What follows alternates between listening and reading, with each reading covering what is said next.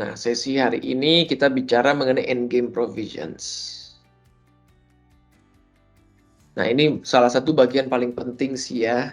Di dalam kontrak itu kan mengatur penyelesaian sengketa. Ya, dibilang paling penting mungkin nggak juga sih ya. Tapi prinsipnya memang dalam suatu kontrak yang memang udah nggak bisa berjalan dengan baik, terutama karena salah satu pihak sudah one prestasi, memang ini sih yang akan dilihat. Sebetulnya kontrak itu mulai dilihat ketika ada yang one prestasi kan ya.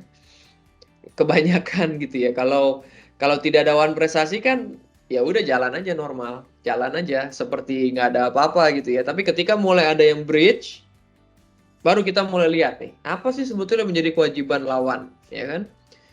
Eh, Kapan sih dia harusnya deliver, tapi dia tidak deliver misalnya. Lalu kalau dia tidak deliver nih, apa yang menjadi hak kita kan? Itu baru mulai dilihat itu kontrak sebetulnya kalau terjadi breach tuh atau potensi terjadinya breach. Oh ini kayaknya udah mau breach nih. Coba dilihat kontraknya. Apa hak kita kalau misalnya betul dia default nih. Nah, jadi endgame and termination provisions leads to the same meaning. Ya, sama. Prinsipnya ya endgame, tapi endgame sih lebih luas ya. Kalau termination kan lebih bicara kepada pengakhiran. Bagaimana pengakhiran, bagaimana konsekuensi dari pengakhiran. Tapi kalau endgame itu maksudnya ya memang end kan berakhir juga sih ya. Tapi dalam konteks endgame itu tidak langsung atau hanya bicara pengakhiran, tapi juga bicara apa sih yang dilakukan yang menyebabkan default. Ya, apa sih perbuatan-perbuatan yang dianggap sebagai default? Ya, dalam bahasa Indonesia kan kita sebutnya one prestasi atau kita sebutnya kelalaian, gitu ya. Nah, lalu kemudian apa yang menjadi akibat dari one prestasi atau kelalaian? Nah, akibat dari one prestasi itulah yang kemudian berujung kepada pengakhiran. Tapi bisa juga kan terjadi pengakhiran tanpa kelalaian. Memang karena kita mau akhiri. Bisa juga karena force majeure. Force majeure, keadaan kahar, itu kan bisa berujung kepada pengakhiran. Tapi tidak berarti kemudian itu default kan. Force majeure kan memang justru pemaaf default kan. Pemaaf suatu kelalaian. Saya tidak bisa dianggap lalai karena ini keadaan kahar. Kan itu pembelaan orang yang default kan bahwa ini keadaan kahar yang menyebabkan saya default. Bukan saya yang secara sengaja default. Oke, jadi ada yang friendly, ada yang unfriendly. Nah, di sini salah satu contohnya ini golden parachute ya. Di Indonesia mungkin kurang kurang familiar ya di sini ya, tapi mungkin di luar negeri, di Amerika, kalau misalnya diakuisisi misalnya perusahaan oleh perusahaan lain, maka eksekutif itu dapat perlindungan lah, semacam golden parachute itu jadi kompensasi yang besar diberikan kepada dia, karena kalau diakuisisi itu kan umumnya kan eksekutif itu juga diganti ya. Tapi bisa juga karena ini contohnya evergreen, supplier ini memang udah terus-menerus supply barang, tetapi seorang supplier memilih untuk tidak memperbarui jangka kontraknya. Jadi mungkin supplier sama manufacturer ya, supplier dengan kliennya ini salah satu pihak ini memutuskan untuk tidak mengakhiri untuk tidak memperbarui jangka waktu kontrak, karena evergreen itu kan otomatis diperpanjang ya. Ya biasanya sih kalau nggak ada masalah sih harusnya nggak berhenti ya. Untuk apa berhenti ya? Karena supplier kan kerjanya menjual, jadi dia pasti harusnya akan terus lakukan. Nah, jadi kalau dia berhenti ya mungkin memang entah entah ada konflik, atau kalaupun tidak ada konflik seperti dalam cerita di sini ya mungkin dia memang mau berhenti gitu ya. Mungkin ada alasan lain. Nah, jadi ketika apa sih yang termasuk friendly termination ya? Lalu itu biasanya masuk dari satu dari 4 kategori ini. Kalau kita bicara pengakhiran yang friendly. Pengakhiran hak dan kewajiban para pihak. Kalau ini kan jelas ya. Kalau memang perjanjian berakhir, ya perikatan hukum kan berakhir. Jadi ikatan-ikatan untuk berbuat sesuatu, tidak berbuat sesuatu, dan menyerahkan sesuatu kan berakhir. Tidak ada lagi ikatan-ikatan itu. Lalu yang kedua, mengembalikan status seperti sedia kala. Back to status quo. Ya, ada kalanya dengan pengakhiran atau dengan penyelesaian suatu kewajiban yang menyebabkan perjanjian berakhir, maka kemudian kembali ke keadaan semula. Nanti kita lihat contohnya seperti apa. Lalu ada juga yang meskipun berakhir, ya, tapi beberapa ketentuan di dalam perjanjian tetap berlaku gitu ya. Jadi berakhirnya tuh nggak full. Mungkin sebagian besar berakhir, tapi sebagian kecil tetap berlaku. Ini sebetulnya ada yang diatur secara undang-undang atau secara hukum maupun secara perjanjian. Misalnya contoh yang diatur secara undang-undang itu adalah arbitrase, misalnya klausula arbitrase. Klausula arbitrase itu dianggap terus berlaku meskipun perjanjiannya telah berakhir, ya. Jadi misalnya perjanjian sewa menyewa sudah berakhir, sudah selesai sewanya, ya. Terus kewajiban sudah selesai semua, ya. Tapi kemudian ternyata ditemukan ada permasalahan. Mungkin si penyewa kurang bayar ternyata. Ditemukan kemudian oleh si landlord-nya. Ditagihlah sama landlord, si penyewa tidak mau bayar. Nah, itu kan breach of contract. Tapi perjanjian sewa udah selesai sebetulnya dalam sudut pandang si penyewa itu sudah selesai karena dia juga sudah pergi dari situ, sudah dilakukan serah terima. Tapi ternyata masih ada kewajiban yang tertunggak. Bagaimana menyelesaikannya? Apakah kita ke pengadilan atau kita ke arbitrase? Nah, di dalam perjanjian sewa ada klausula arbitrase. Tapi sebetulnya hubungan sewa dianggap sudah berakhir. Nah, itu tetap berlaku klausula arbitrase. Dan itu diatur oleh undang-undang. Ya, jadi undang-undang arbitrase dan alternatif penyelesaian sengketa itu yang mengatur begitu. Nah, tetapi di luar apa yang diatur di dalam undang-undang atau secara hukum juga kan bisa diperjanjikan. Nanti kita akan lihat contoh-contohnya apa. Lalu bisa juga ikatan-ikatan hukum itu keluar melalui suatu yang namanya exit strategy, ya, exit strategies. Apa saja nanti kita akan lihat. Nah, ini misalnya yang kembali ke status quo, ya. Ya kalau misalnya utang udah lunas, agunan kan dilepas. Jelas ya ini ya. Hak tanggungan, gadai, fidusia yang memang dipegang oleh bank atau oleh lembaga pembiayaan, ya kemudian kan dikembalikan ya dengan selesainya kewajiban. Nah, ini kan selesainya kewajiban maksudnya pengakhiran perjanjian utang disebut berakhir karena pembayarannya sudah lunas kan. Nah, jadi kita juga harus lihat perikatan itu kan berakhir ada di KUA Perdata ya. Perikatan berakhir kan salah satunya karena pembayaran. Ya.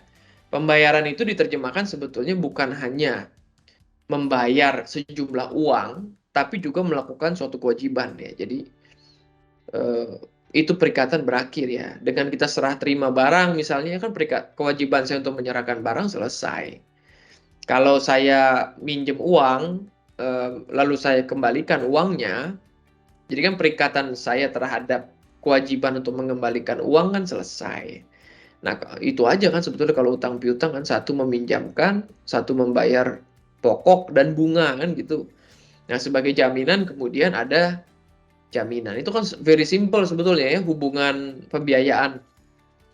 Sama juga jual beli juga very simple sebetulnya. Cuman memang dalam konteks praktik memang kemudian bisa menjadi rumit karena ada berbagai macam faktor yang terlibat di situ.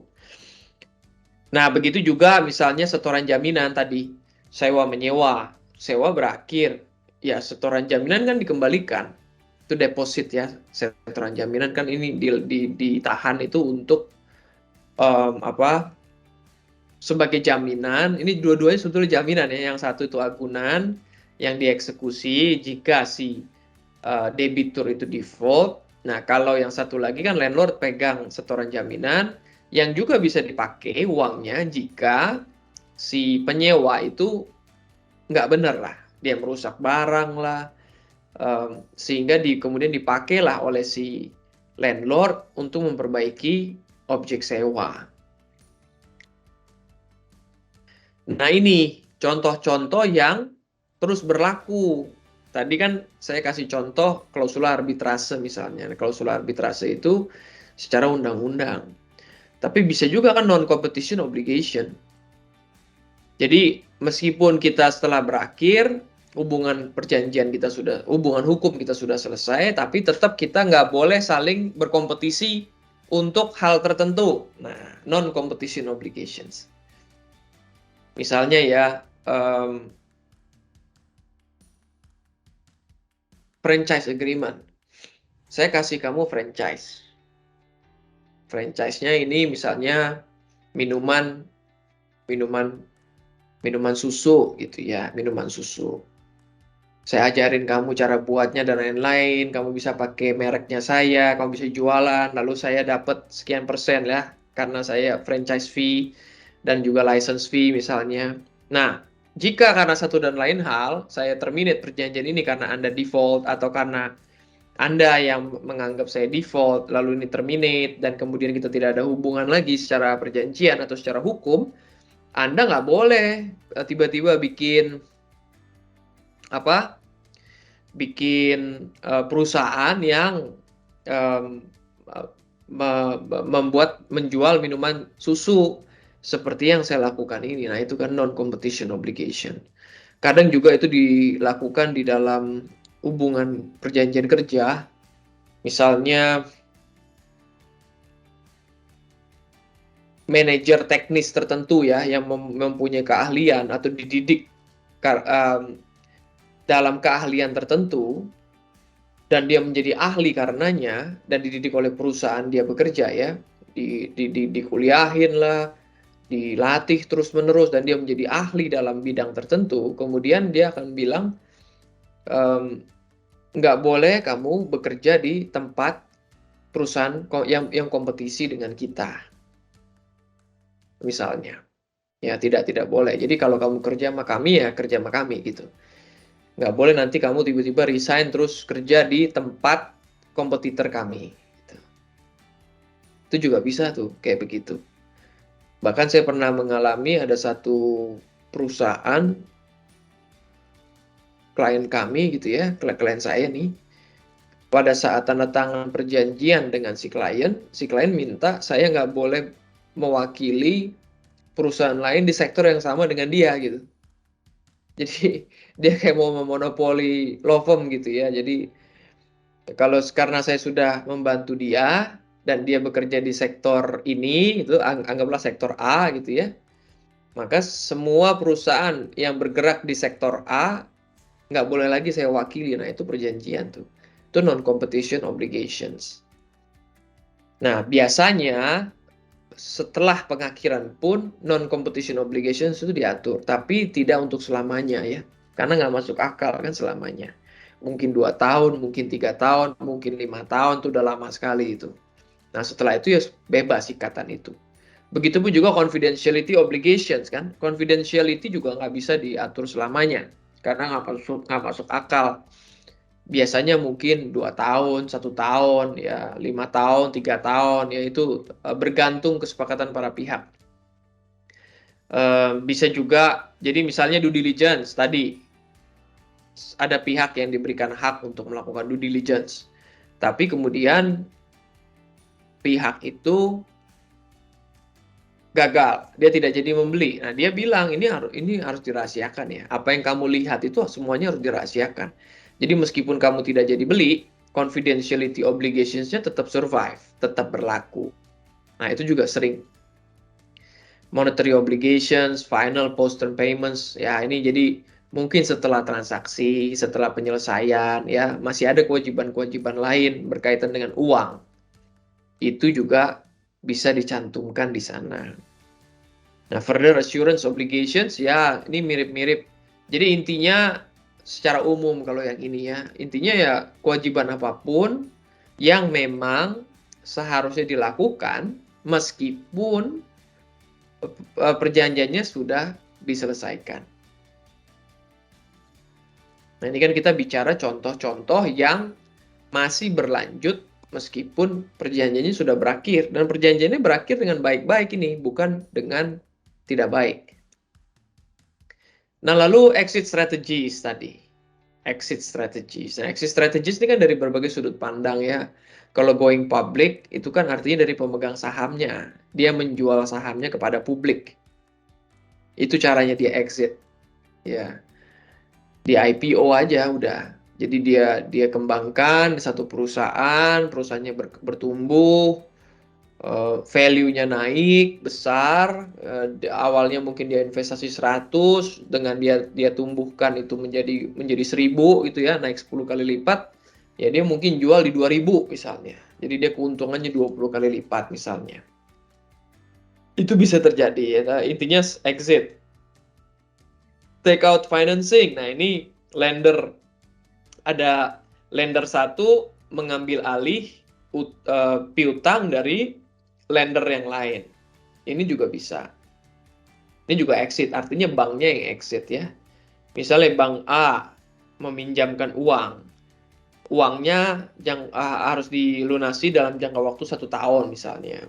Tapi di take over sama bank B ya, yang memberikan pinjaman jangka waktu 5 tahun. Nah itu kan menguntungkan si borrower, menguntungkan si debitur. Nah itu banknya ya, banknya yang exit, bank A kan exit. Yang masuk kemudian bank B.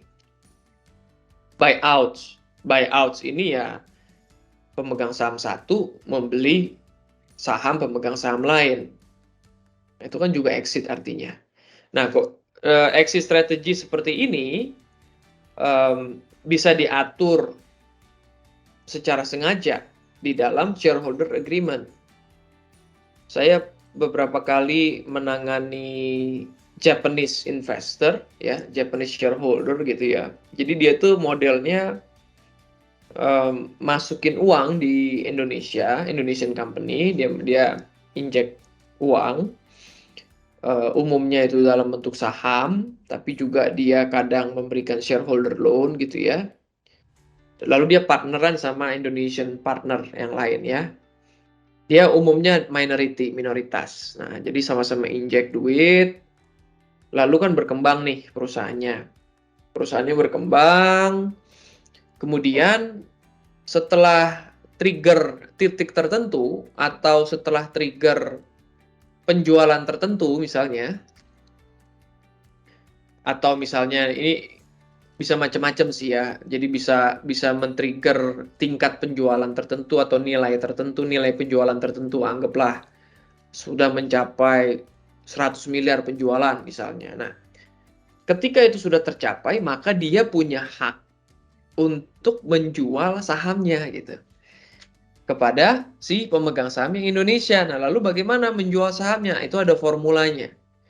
Ada formula yang disepakati secara sederhana di dalam perjanjian. Bagaimana menghitungnya gitu. Itu yang paling bagus. Kalau misalnya pun formula itu tidak diikuti, bisa juga merujuk kepada suatu kesepakatan di antara para pihak atau menunjuk penilai independen ya. Jadi memang buyout itu memang sebagai exit. Dia juga mau exit. Jadi dia exit dari shareholder agreement maksudnya. Ini exitnya kan dari berbagai agreement sebetulnya. Dia mau exit dari shareholder agreement. Dia mau exit dari investasinya di suatu perseroan terbatas. Nah ini kan banyak ini asing sih yang melakukan ini. Karena dia nggak mau selamanya di sini. Ketika dia memang sudah mencapai return tertentu, ya pengembalian tingkat investasi tertentu, dia mau cabut gitu. Dan itu bisa saja memang. A drop dead date, for example, parties agreeing that their rights and duties end if they cannot consummate the sale of a house. Ya, ini juga sebagai salah satu syarat ya. Ya, exit strategies itu ya bisa dilihat juga sebagai syarat sih. Kalau memang syarat itu terpenuhi, maka dia bisa melakukan sesuatu kan. Nah, lalu unfriendly. Nah, unfriendly ini kan yang nggak enak ya, intinya. Biasanya karena default nih. Biasanya karena default. Dan ini kemudian menjadi pentingnya pengaturan di dalam klausul pengakhiran itu sendiri. Apa yang sebetulnya diatur di dalam pengakhiran suatu kontrak. Dan di sini kita lihat, pertama ada kelalaian, lalu ada kejadian kelalaian sebetulnya, atau kejadian kelalaian atau konsekuensi kelalaian. dan kemudian juga ketentuan mengenai penyelesaian sengketa.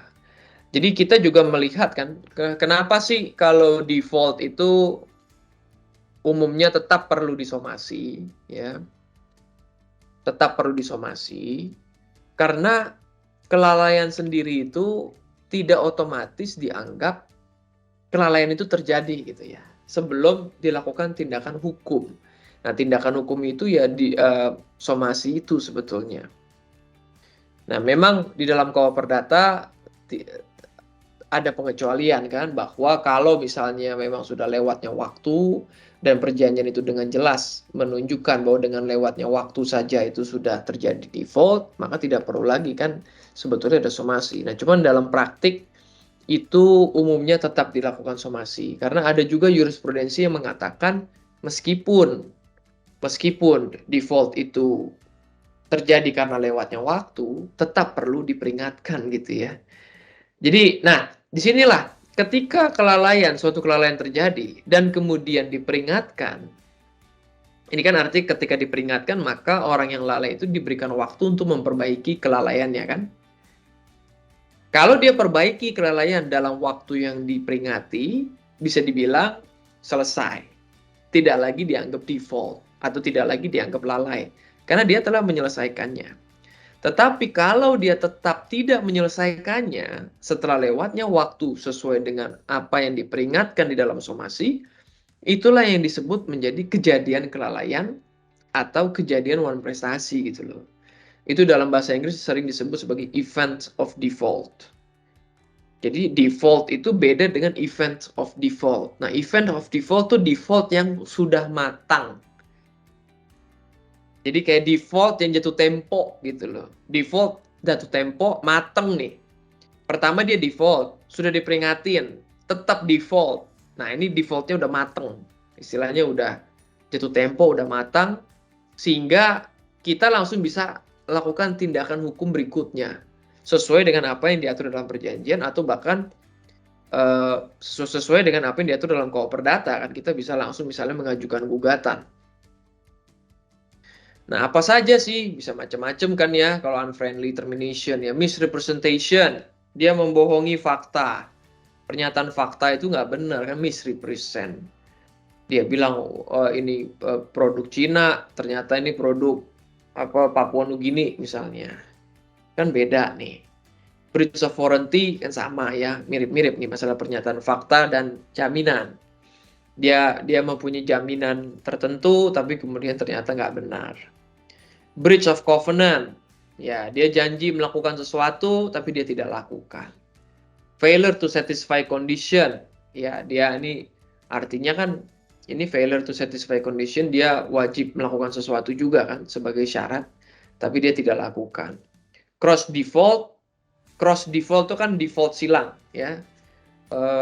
One prestasi yang bisa terjadi mungkin karena hubungan beberapa perjanjian, misalnya perjanjian utang piutang sama perjanjian agunan. Nah, dia default di perjanjian utang dianggap default di dalam perjanjian agunan. Begitupun juga dia default di agunan, dia default perjanjian utang, itu cross default ya. Default silang. Force majeure. Ya, force majeure bisa juga sih memang, karena yang satu bilang ini force majeure, yang lain bukan force majeure bilangnya, atau force majeure cuma dijadikan alasan untuk tidak melakukan kewajibannya. Violation of law, ya pelanggaran hukum. Ada yang melakukan pelanggaran hukum, itu pun juga bisa menjadi unfriendly ya. Failure to obtain governmental approval, death, bankruptcy. Bankruptcy kalau kematian sih harusnya kan memang berhubungan sama ahli waris ya. Cuma memang ahli waris kadang kan belum tentu mau mengikuti apa yang sebelumnya telah disepakati oleh pewaris misalnya. Lalu bankruptcy ya nggak ada yang happy sama bankruptcy ya. Merger or change of control ya tiba-tiba pengendalinya berubah ya, tentu kan pasti mengagetkan ya. Awalnya kamu bilangnya dari grup konglomerat A, tapi tiba-tiba kamu dibeli oleh grup konglomerat B, kan berubah semua itu. Ya, apalagi kalau dalam partneran ya, partnership ini kan menjadi nggak enak langsung pasti, dan ini menjadi sengketa memang kemungkinan besar. Business dispute, failure to maintain corporate existence, occurrence of specified event. Ya, jadi ini contoh-contoh aja yang memang bisa macam-macam. Nah, jadi what if kan? Apa yang kita selalu pikirkan itu bagaimana jika? Bagaimana jika kan? Bagaimana jika ini terjadi? Bagaimana jika itu terjadi? Nah, tentunya kita harus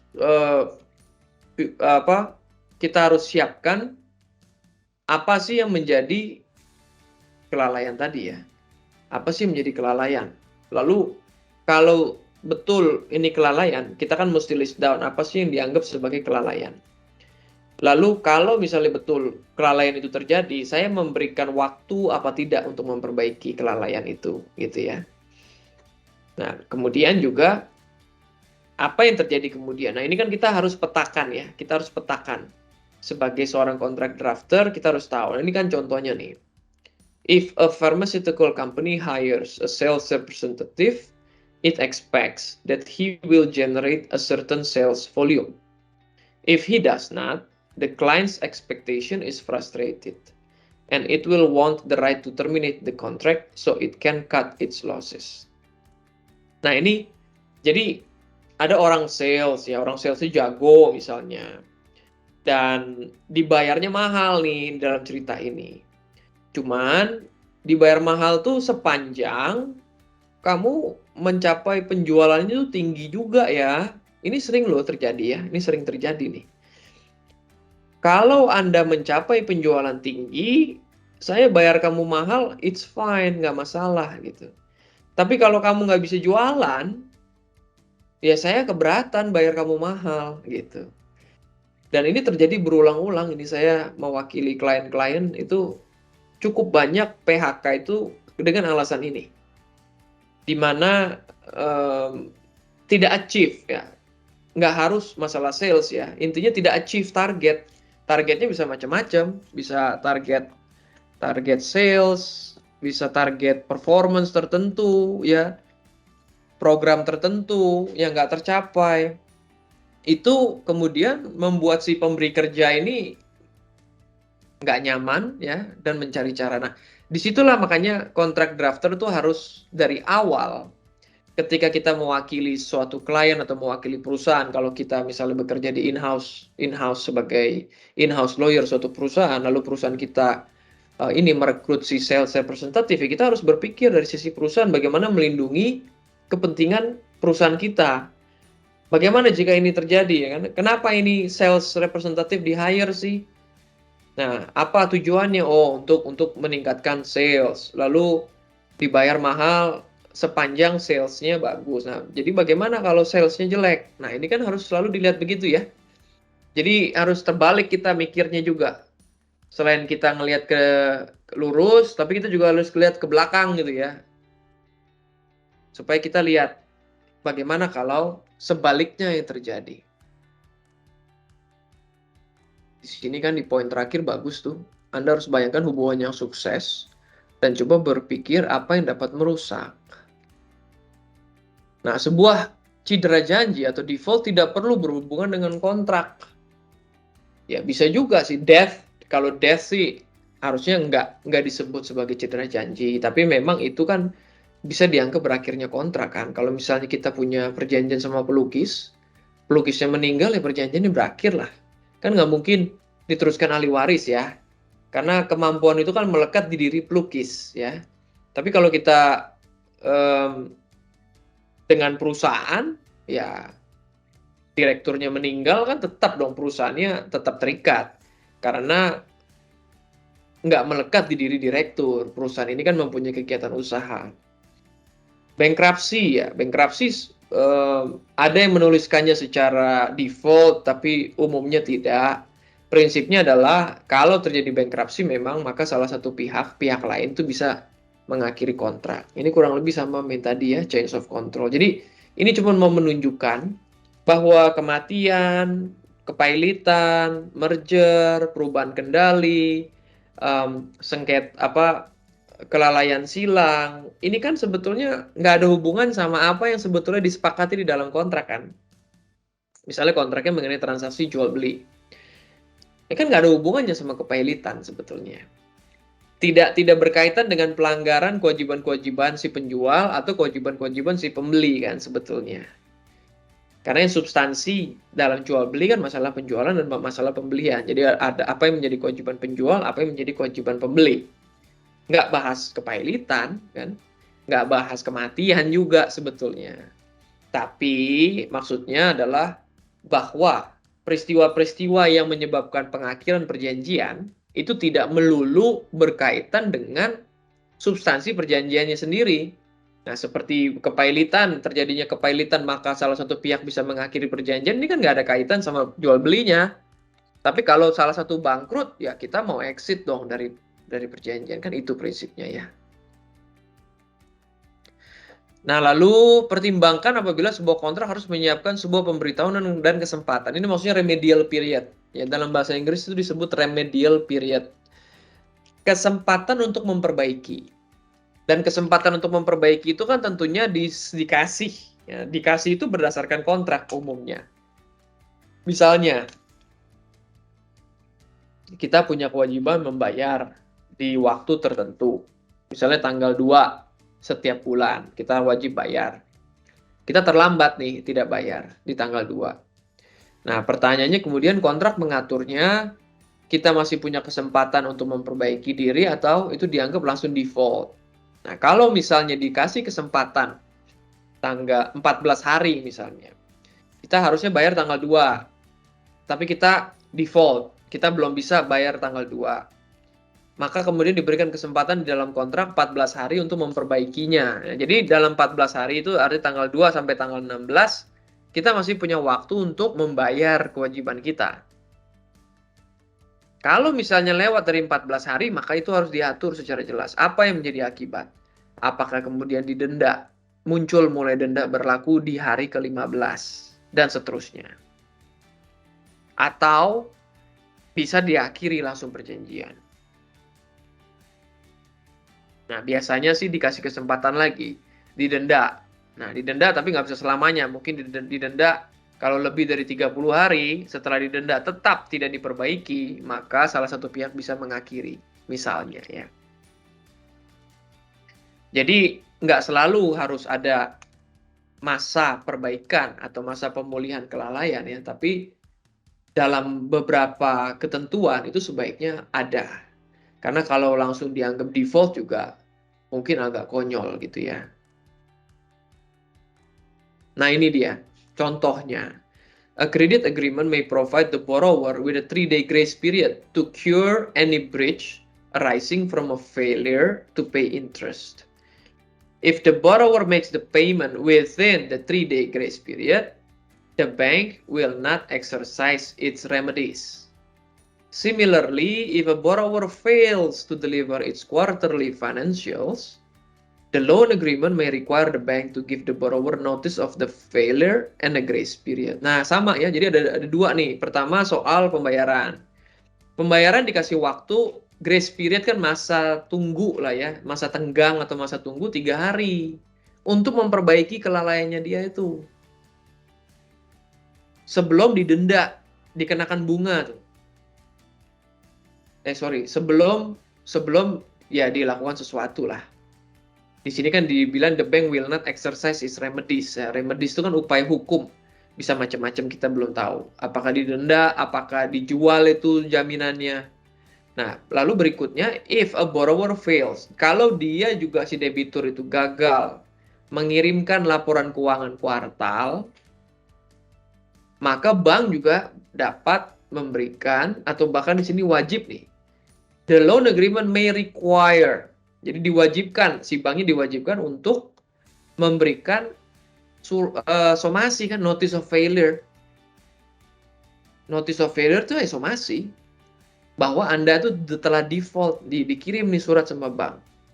Dan tetap diberikan grace period untuk memperbaiki kelalaiannya dia gitu. Jadi nggak langsung dianggap default, lalu si bank langsung exercise its remedies ya, tapi diberikan kesempatan dulu. Nah, jadi disinilah bedanya ada kelalaian sama kejadian kelalaian. An offending event is a default before the notice and grace period. After the non-breaching party gives notice and the grace period expires without any cure, the default ripens into an event of default, entitling the non-defaulting party the right to exercise its remedies. Ya, jadi, nah tentunya tidak semua hubungan prestasi dapat diperbaiki ya. Kematian kan udah jelas nggak bisa. Credit agreement is an extreme example of where the termination event differ. Those agreements will have an entire article devoted to the borrower's default. Ya, ini benar ya. Kalau kita bicara perjanjian pinjaman kan kebanyakan pasti membebani si borrower ya atau si debitur dibanding si kreditur. Those agreements will have an entire article devoted to the borrower's default, but be silent with respect to the lender's default. Ya, lender sih memang defaultnya apa? Ya, sepanjang dia udah kasih uang pinjaman kan sebetulnya dia udah nggak ada default ya. Yang default kemungkinan besar memang si debitur, atau kecuali memang ini ada perjanjian pinjaman jangka panjang atau berulang-ulang dan ketika memang ada kewajiban, ada syarat tertentu yang sudah terpenuhi, kemudian bank tetap tidak mau kasih, maka bank juga bisa jadi default ya. Remedies ini kan upaya hukum. Ketika Anda membuat daftar mengenai hubungan prestasi, Anda juga harus menentukan upaya hukum yang sesuai. Apa sih yang bisa Anda lakukan kemudian? Nah, di sini kalau loan agreement ya, mempercepat tanggal pembayaran. Jadi jatuh temponya dianggap jatuh tempo sekarang, padahal mungkin jatuh temponya di bulan Desember. Tapi karena dia default sejak Juli, dianggap jatuh tempo di Juli. Jadi semuanya langsung jatuh tempo, ya. Atau juga untuk menerima default interest. Karena dia default, maka dikenakan bunga yang lebih tinggi daripada yang normal. Nah, lalu analisa apakah kontrak harus menyiapkan upaya hukum yang berbeda untuk perbedaan kondisi pengakhiran yang tidak baik. Dan di setiap kelalaian atau hubungan prestasi kan mungkin upaya hukumnya beda-beda ya. Kalau di sini kan memang dianggap jatuh tempo, terus dikenakan bunga lebih tinggi. Tapi bisa jadi kan kalau ini misalnya pelanggaran jaminan, breach of warranty dan misrepresentation misalnya, dan yang mungkin memang tidak bisa diperbaiki, karena kalau dia bilang ini pabrikan Cina, tapi kemudian di pabrikan Papua Nugini kan ini udah penipuan, udah nggak bisa diperbaiki kan. Jadi kan bisa langsung kita upaya hukumnya mengakhiri perjanjian kan. Kita nggak usah lagi banyak ngobrol, nggak usah ngomong lagi denda ini dan denda itu. Langsung aja kita berhak akhiri dan kita minta ganti rugi. Karena Anda telah menipu saya sejak awal kan gitu. Nah, tapi kalau ini cuma masalah pembayaran yang terlambat, ya mungkin untuk mendorong si orang ini agar tidak terlambat terus, kita denda atau kita kenakan bunga yang lebih tinggi kan. Tapi kalau memang dia udah nggak mau bayar-bayar lagi, dia nggak peduli ya kan. Kita punya hak pasti untuk mengeksekusi jaminan atau mengakhiri perjanjian. Kemudian kalau misalnya kita tidak punya jaminan apapun, kita mau nggak mau kan harus gugat dan kemudian mengajukan permohonan sita kan terhadap aset-asetnya gitu. Nah, jadi maksudnya adalah setiap poin-poin kelalaian hubungan prestasi itu upaya hukum yang bisa dilakukan tuh bisa berbeda-beda. Jadi tidak semua tuh harus selalu berujung pada pengakhiran, tidak semua juga harus berujung pada denda gitu ya. Bisa macam-macam. Bahkan ada juga yang model take over kan, pengambil alihan. Jadi kalau misalnya satu pihak wajib melakukan sesuatu tapi dia tidak lakukan, setelah juga diperingatkan untuk melakukan, maka pihak lain berhak take over. Itu juga ada tuh pengaturan perjanjian. Jadi tidak harus diakhiri. Dia berhak take over, lalu ketika dia take over, dia berhak untuk charge biaya-biaya yang dia keluarkan karena dia take over itu. Nah, jadi memang ada berbagai macam variasi, tapi memang yang umumnya kan tentunya semua berujung kepada pengakhiran. Yang sederhana kan sebetulnya ke arah situ semua ya. Pengakhiran dan tentunya pasti ada ganti ruginya. If the condition fails because a party breach a covenant, that party could be obligated to pay liquidated damages. Ini maksudnya denda keterlambatan. And the contract could terminate. Nah, ini kalau ada kewajiban sesuatu, ya dia wajib melakukan sesuatu atau wajib tidak melakukan sesuatu, dia tidak lakukan. Dia bisa kita denda. And the contract could terminate. Dan kemudian kita bisa akhiri. In contrast, if the condition fails because of a reason other than a covenant breach, the contract could automatically terminate, or one or both parties could have the discretionary authority to terminate. Jadi maksudnya ini bukan covenant nih, artinya nggak ada hubungan sama kewajiban, tapi ada syarat tertentu yang ke-trigger tadi itu, seperti kondisi-kondisi tertentu, syarat pendahuluan tertentu yang tercapai sehingga menyebabkan syarat batal terpenuhi kan. Syarat batal kan mengembalikan kontrak ke keadaan semula atau memang mengakhiri kontrak begitu saja langsung pada saat kejadian itu terjadi. Dia bilang the contract could automatically terminate on a stated date or one or both. Jadi bisa otomatis terminate atau salah satu pihak bisa mengakhiri. Nah, tapi juga bisa dikecualikan ya. Kalau kita lihat di bawah itu kan, kalau nggak esensial maka bisa dikecualikan. Parties can also fashion remedies that are transaction specific. For example, nah ini berkaitan dengan perjanjiannya ya.